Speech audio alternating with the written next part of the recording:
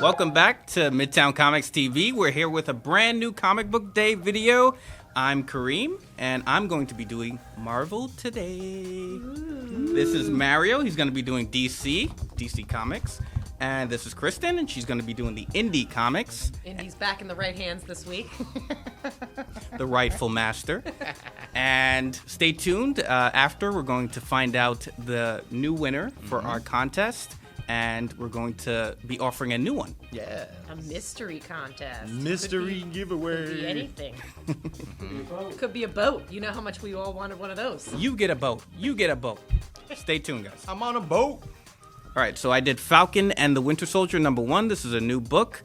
So this is basically, they're both former Captain Americas. Anyone who's been following the movies, this is basically kind of the same kind of style. So I love this. This is kind of an action thriller, political thriller kind of thing. One of Falcon's people in his support group, like the veterans group, gets kidnapped. And they're basically forced to partner and find this person. And the biggest fan of these two, I'm talking about the kid who has their posters on the wall, kicks their ass. And it's really, really interesting. He's kind of like a mirror for Steve Rogers. The art is very understated. It's very muted and sketchy. I think it's really interesting, and it fits this sort of material real well. I'm going to keep on going with Fantastic Four, Grim Noir #1.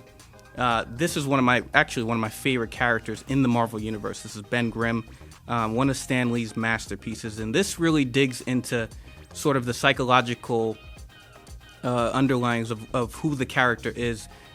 He just got married to Alicia, the blind, girl who was a friend with the Fantastic Four, and he's having these recurring nightmares. And it turns out there's a demon that's haunting him, and there's a sort of a nightmare where he imagines himself as this rock monster who shatters, and it's kind of like this real exploration into who he is and all his fears and stuff. He was bullied on Yancey Street. Ben Grimm is from Brooklyn and stuff like that, so he's been bullied by his brother and the gang and stuff. So I thought this was really interesting, and the noir feel kind of lends itself to those dark themes of the story that I really dig. And then last but not least, giant size X-Men. This is Jean Grey and Emma Frost #1. So if anyone knows the history behind these characters, they're both lovers of Scott Summers. But this was a tribute issue to Grant Morrison's run. So if you read Grant Morrison's new X-Men, it was a totally silent issue where they dared him to make an issue with no words. And this, before it was going into Professor X's head, but now it's going into Storm's head. So what happens is Storm basically is attacked, and Jean and Emma go into her mind and find out who attacked her. And it's all just no words, and it's this beautiful thing. Let me figure out the artist here, because he's my new favorite artist, Russell Dorterman. I'm going to find you at a con, bro, and I'm going to stalk you because you're beautiful. But the colors are vibrant and colorful, and I just dug the hell out of this. New X-Men is one of my favorite comic book runs of all time, and this was a good ode. So Jonathan Hickman is doing wonders. I think he streamlines the X books, and it really works for the convoluted sort of universe, and it was really entertaining. So those are my picks. Hello, it's Mario here with my top 3 DC picks. We're going from bottom up. So we're starting off with John Constantine Hellblazer. This is part of the DC's Black Label, and this is the first of a new story arc for Mr. Constantine. It's very funny. The last time I read Constantine, he was doing normal people stuff. He was on a bus. He was just kind of doing normal stuff. And this one, it's all about there's evil in the world, and there's a dude with a man bun who tells Constantine that he's got to help get rid of all this evil. He wants him to take up his mage ship of protecting England and the world, and Constantine wants no part of it. He puts him into a drinking contest, and he tries to drink this guy under the table, but the alcohol does not affect Man Bun at all, and Constantine comes out pissed drunk and barely able to speak. My favorite thing about this is that at the very beginning, Constantine is trying to clean up his act. He's wearing a nice suit, and he walks out of his house, and he immediately gets ambushed by a poop monster, and he has to take off the suit, and he's back down to just his white shirt and trench coat. Classic Constantine, and I really enjoyed all the little Londonisms that people use in their phrasings in this book. My next pick is Wonder Woman, number 752. You better call this woman Valda, because that's her name. So this is about a medieval warrior coming into our time and sparring with Wonder Woman because she doesn't really know what's going on. So Wonder Woman's like, cut it out or I'm going to kick your ass. And she ends up having to kind of kick her ass. Midway through this book, you find out that there's a group of Valkyries that actually fought with the Amazons back in the day. And the Amazons really wiped a lot of them out. This is a fun, interesting book. Also number 1 in a new story arc. And I'm interested to see where this goes. For number 3, and I'm going full spoilers on this one, so shut off this video. No, don't shut this video off. Just skip past me. Skip past me if you don't want the spoilers. Skip past them in general. Batman Superman number 7. This is after the last arc in this comic book had to deal with the Batman Who Laughs and him turning other DC superheroes into evil entities.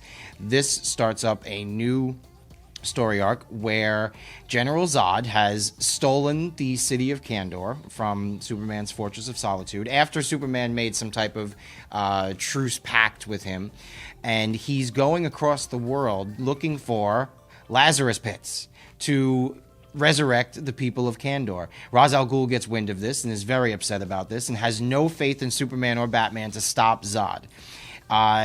The dialogue between Ra's and Superman and Batman is kind of classic Ra's al Ghul, just kind of crapping on superheroes that he finds beneath him. The book ends with hundreds of tiny Supermen, Kryptonians, Kandorians, coming after Batman and Superman, and it's quite the visual that I'm not going to show you because that would be full spoilers, and I don't want to really spoil that. I think when you get to the end of this book and you see that scene, you're like, wow, I really spent my money well on this book. So that's my number 1 DC pick.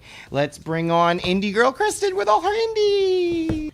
Okay, so I'm here to walk you through the best indies of the week, and thank goodness it's me and not Mario in charge of these, because there were some really great gems this week.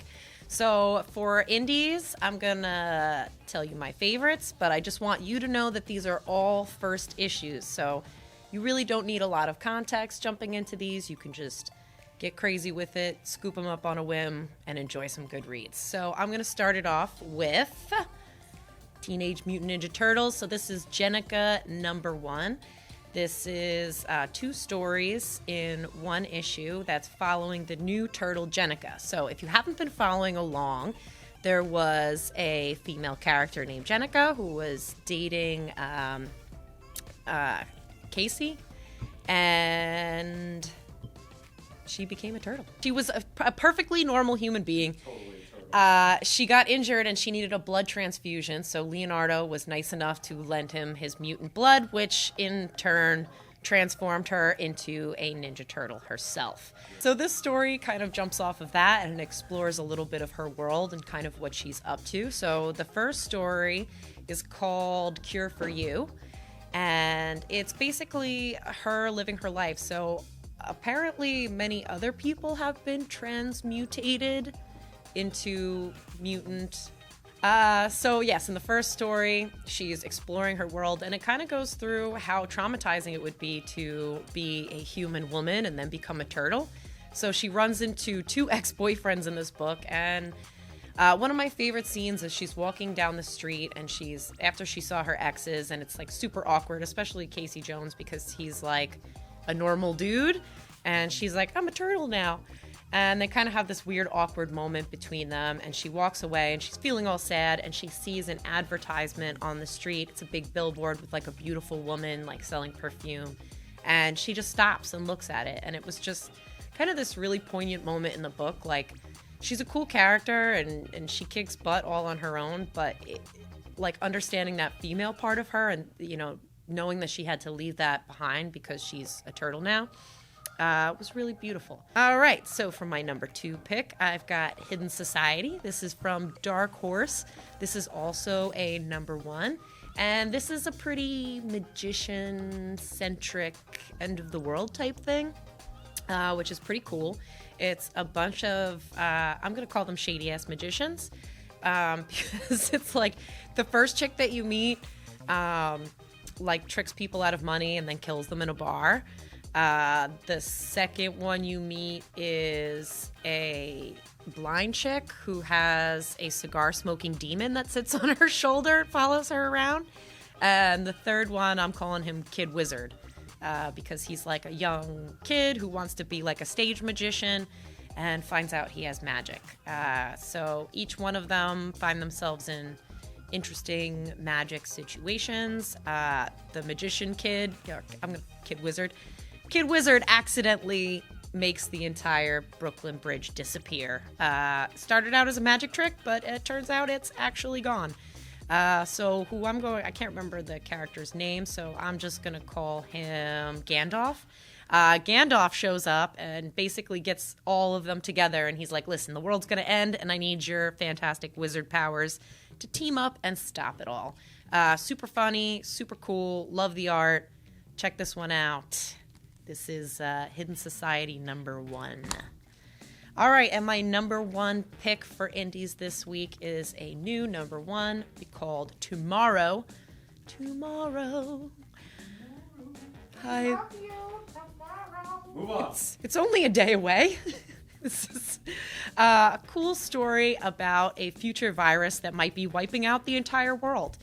So it follows a couple characters. You follow a neuroatypical cello player who is going on an audition to get into an elite music school.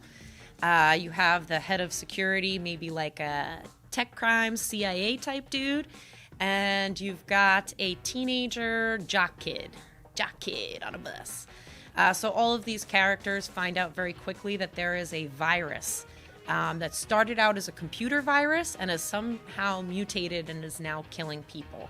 The book takes place in like the first 24 hours where the virus breaks out and millions of people are dead. As you flip through this issue, there are just some crazy cool panels and scenes of bodies on the streets, people just bleeding everywhere, dying, death. It's a little creepy, but it's a cool story. So you have these three characters who I'm not sure how they're connected yet, but they're separated. The cello kid, his mom's dead. Now he has to get home somehow. Tech dude's family is missing, and jock kid's looking for his dad, who's apparently the most powerful man in the world. So hopefully, as this continues, we can see a little bit more of this world, where this virus is from. And right now, honestly, issue #1's got me at the edge of my seat. So I'm excited to see what happens in here moving forward. So that's it. Those are my indie picks for the week. Make sure you check them out. As you know, I have a keen eye for indies. So if I'm suggesting it to you, it's actually good. Don't listen to anybody else. These are the best books of the week. Take my word for it. Hi, this is Rich. I'm the mystery guest Kristen told you about. Remember her? She was the one that said it's okay to read books where turtles get broken up with by rats. I read Detective Comics 1020, a Batman book, which is what you want to read. This is what you came here for. This is pretty good. This is written by Pierre Tomasi. It's also got Walker, Hennessy, and Anderson. Sorry, I'm not going to go through all that, but it's a good book. It's a Two-Face centric story. I'm a Two-Face fan. I know they're Two-Face fans. I know she's a Two-Face fan. So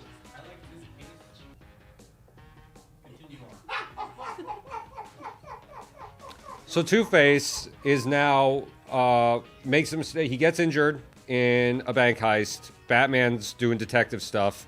Two-Face gets injured during the bank heist. This leads to him trying to find Underground Doctor, as every Batman villain does, and flips the coin, shoots the doctor, but the coin was heads up. So now he's in this confused state. He doesn't know what he's doing. He's running rampant throughout the city, and by the end, starts his own Two-Face church, the Church of Two. Definitely pick this up. This is a very versatile Batman book. Batman's the big thing right now with this Pattinson movie news and everything like that. Two-Face is a great character, always a good foil for Batman. Definitely worth checking this one out. There's also a cover B by Lee Bermeo, which is fantastic, and you should definitely be checking that out as well. So that is my pick for the week of what book you should read. Outside of that, we have from last week, I'm going to bring this up. This is our Midtown Comics exclusive Gabriel Dell'Otto Wolverine #1. Wolverine in a milk bowl. Wolverine in a milk bowl variant. All right. So, cool thing about this book, you guys didn't cover this last week, right? No, we didn't. Amateurs. Okay.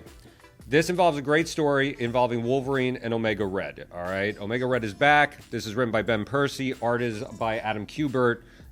Towards the end of this video, you're going to see some footage from our Adam Kubert and Ben Percy signing, because our contest this week will be for this copy of the book that we're going to get signed by both of them. So we'll figure out a contest of what to do while we're at the sign, so you'll get to have to wait for that. But definitely pick this up. Follows the Hickman format. You get your graphs, you get your charts. The story here is very... I don't want to spoil any of it. You should be picking this up.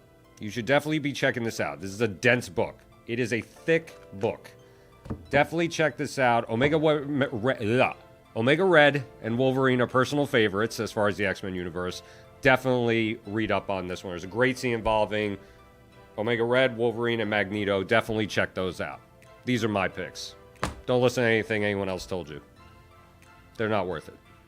All right, so the winner is Handy Manny 8. Congratulations to you. You picked Star-Lord. Your quote is, Star-Lord because the apocalypse needs a good soundtrack. I can picture us jamming to Cherry Bomb by the Runaways. That's a good song, by the way. While he blasts zombies and I drink beer, and horribly sing along to the lyrics. So great job to you. The new contest to win the Wolverine Midtown Exclusive by Benjamin Percy and Adam Kubert is, what would you give Wolverine for a birthday present? Good luck. Batman So, Superman. definitely, it was good picks this week. A lot of good books, a lot of good things to check out. You just saw the footage from the signing. The Wolverine #1 signed by Adam Kubert and Ben Percy. That is what is up for grabs. You have your contest rules. You know what to do. Don't forget to like, share, subscribe to Midtown Comics. You can follow us on Instagram, Facebook, YouTube, Twitter, anything else. One of us is usually answering the questions. Mainly this one and this one.